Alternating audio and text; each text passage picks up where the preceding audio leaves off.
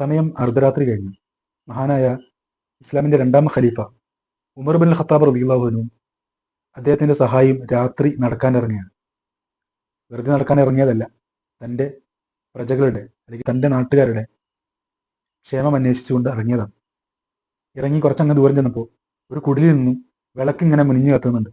അപ്പോൾ ഈ അർദ്ധരാത്രി സമയത്തും വിളക്കിങ്ങനെ മുനിഞ്ഞു കത്തുന്നത് എന്താണെന്ന് അന്വേഷിച്ചുകൊണ്ട് കുടിലിൻ്റെ അടുത്തേക്ക് അവർ പോയപ്പോൾ കുട്ടികൾ ഇങ്ങനെ കരയുകയാണ്. അവിടെയാണെങ്കിലോ ഒരു ഉമ്മ അടുപ്പിൽ ഇങ്ങനെ കലം വെച്ച് ഇളക്കുന്നുണ്ട്. കുട്ടികൾ ചുറ്റും കിടന്ന് കരയുകയാണ്, ഉമ്മ അടുപ്പിൽ ഇങ്ങനെ ഇളക്കുകയും ചെയ്യുന്നു. അപ്പോൾ സ്വാഭാവികമായിട്ടും ഖലീഫ ഉമർ ബിൻ ഖത്താബ് റളിയല്ലാഹു അൻഹു അകത്തേക്ക് കയറിക്കൊണ്ട് ആ ഉമ്മയോട് ചോദിച്ചു, എന്താ സംഭവം? അപ്പോൾ ഉമ്മ പറയാണ്, മക്കൾ വിശന്നുകൊണ്ട് കരയുകയാണ്.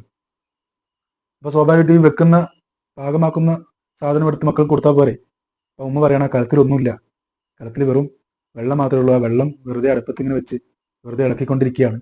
അപ്പോൾ മക്കളിങ്ങനെ ഇത് പ്രതീക്ഷിച്ച് കാത്തു നിൽക്കും. വിശപ്പ് കൊണ്ട് അവർ കരയും. കരഞ്ഞു കരഞ്ഞ അവസാനം അവർ ഉറങ്ങിപ്പോകും. അവരുറങ്ങിയതിനു ശേഷം ഞാനും ഉറങ്ങും. ഒരാഴ്ചയായിട്ട് ഇത് തന്നെയാണ് ഞങ്ങളുടെ സ്ഥിതി എന്ന് പറയുകയാണ്. സ്വാഭാവികമായിട്ട് ഉമർ റളിയല്ലാഹു അൻഹു ഇത് കേട്ടപാടെ ഞെട്ടിപ്പോയി. അദ്ദേഹം താൻ ഭരിക്കുന്ന ഒരു സ്ഥലത്ത് നാട്ടിലെ ഒരു വീട്ടിലെ ഒരു അവസ്ഥയാണിത്. അള്ളാഹുവിനോട് ഞാൻ മറുപടി പറയേണ്ടി വരുമല്ലോ എന്ന് ഓർത്തുകൊണ്ട് അദ്ദേഹം ഉടനെ തന്നെ പൊതു ഖജനാവിലേക്ക് ഓടുകയും അവിടെ നിന്നൊരു ചാക്ക് ധാന്യം, ഒരു തോൽപാത്രം നിറയെ നെയ്യും എടുത്തുകൊണ്ട് അദ്ദേഹം വരികയാണ്. അതും സ്വന്തം ചുമലിലേറ്റിയിട്ടാണ്.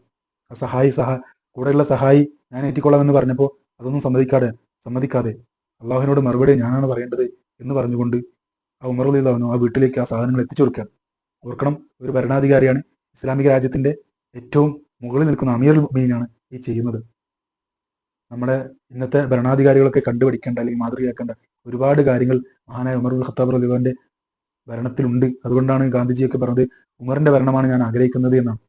നമ്മൾ ഇന്നത്തെ കാലത്ത് നമുക്ക് എന്തെങ്കിലും ആവശ്യങ്ങളുണ്ടെങ്കിൽ അത് എഴുതി അപേക്ഷ സമർപ്പിച്ച് അതിനുവേണ്ടി കാത്തു കിടന്ന് ലിസ്റ്റിൽ വന്ന് കുറേ കാലങ്ങൾ കിടക്കണം.